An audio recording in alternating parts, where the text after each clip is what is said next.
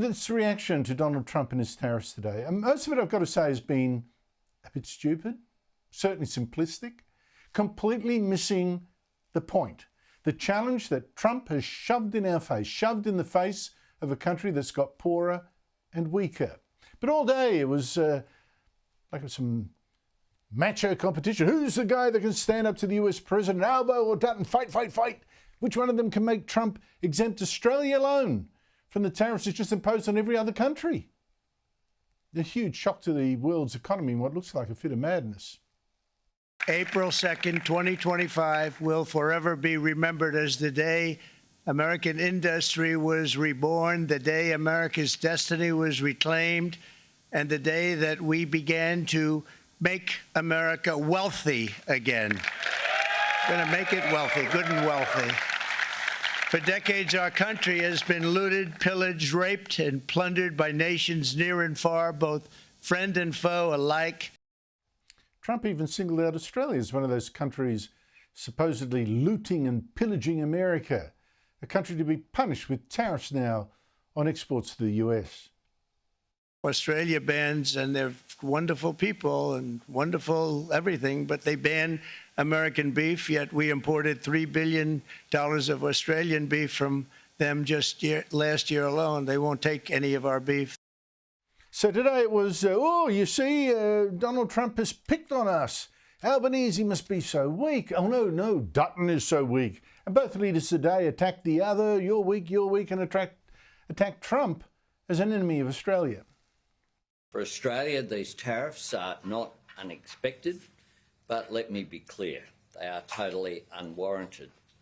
President Trump referred to reciprocal tariffs. A reciprocal tariff would be 0, not 10%. The administration's tariffs have no basis in logic, and they go against the basis of our two nations partnership. This is not the act of a friend. This is a bad day for our country, and it's not the treatment that Australians deserve, because we have a very trusted, long-standing and abiding relationship with the United States. It spans 100 years, and we have fought alongside and with the Americans in every major battle over that period of time. We have a special relationship with the United States, and it hasn't been treated with respect by the administration or by the President. Quickly deal with the tribal politics today. For Labor, it's another great chance, of course, to tie Peter Dutton to Donald Trump. As if, Dutton is on Trump's side, which of course is another Labor lie. But I have to say, it's a lie that now looks like it will cost Dutton the election. What I'd like is for Peter Dutton to stand up for Australia. Nonsense, of course. But for the Liberals, these tariffs are another sign of Albanese's weakness, not even being able to get a phone call through to Trump before this announcement. And that's, of course, at least true. But the idea that the Liberals could have saved Australia when Albanese could not is wrong. Flat wrong. I mean, almost 60 countries were hit harder than us with tariffs higher than 10%. Some anything up to 50%. We're just in with every other country all hit by 10% tariffs. So we weren't picked on.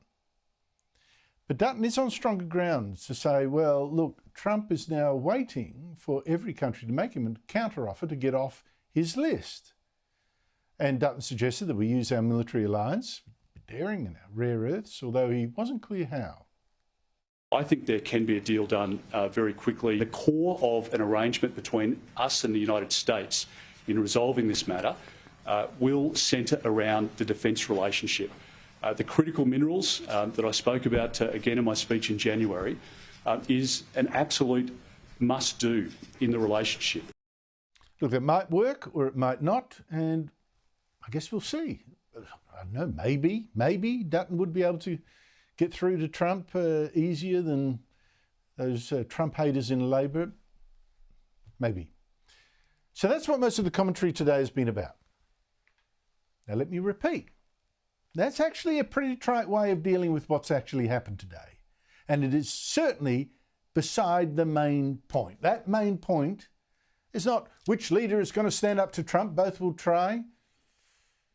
It is who will make Australia now stronger economically and militarily, because Trump has just proved that we are in a world where you cannot rely on your friends. either in trade or in war. You look how the US is abandoning Ukraine, attacking Europe, threatening to take Greenland from Denmark, and now these tariffs. We're now in trouble. The tariffs on our own exports to the US, so they're not going to hurt that much. We just 5% of our exports go there, and this tariff is 10%. That's not going to stop them all, particularly not with meat. I mean, America's short of meat. They'll keep buying it. They just have to pay more for their burgers. The real problem for us is this. All the countries that take most of our exports, more than half of them, have been hit much harder by Trump today. Chinese exports will get a 34% tariff on top of the earlier 20% he hit them with. Japan, 24%. South Korea, 25%. India, 26%. Now, we send those countries and other countries the gas and the coal and the iron ore that they need to make things. These are our main exports. And if Trump's tariffs force them to make less stuff, they will want less of the stuff from us to make them. They're our top export earners. And that could really hurt us. That could really hurt us when we've already got such weak growth and productivity. And that's why, of course, stock markets around the world went down and why our own lost $20 billion of shareholder value.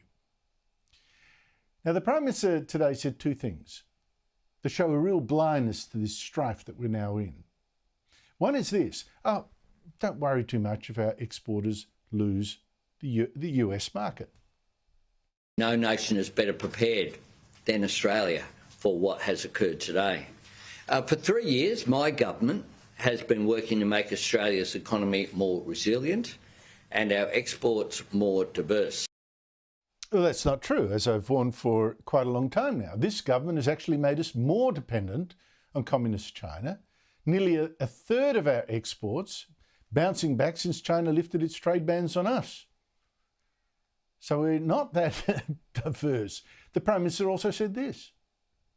Just as we are already encouraging more people to buy Australian, our Labor government will buy Australian too. That's actually pretty useless advice, I'm afraid. It is true that when, I was born, you could buy Australian. You could buy Australian cars and Australian-made machinery, Australian fridges, Australian washing machines, Australian plastics and glass and cameras and shirts and dresses and tools and toys and so much more. Because back then, manufacturing was nearly 30% of our economy. 30%. Today, just 5%. We have hollowed out our economy. It's been made worse by the insane power prices because of the green policies of successive governments. We just lost the last manufacturer of glass for housing, for instance, partly because of that. Our big plastics manufacturer, same deal. That's why we now even import steel, can you believe it, and iron, even though we've got mountains of coal and iron ore to make it ourselves. So the question now is not who will stand up to Trump. It is who will make this country stronger, especially when this government has collapsed our living standards. Which leader now, when we're more alone than ever, will make our economy stronger and our defence stronger, and you more safe?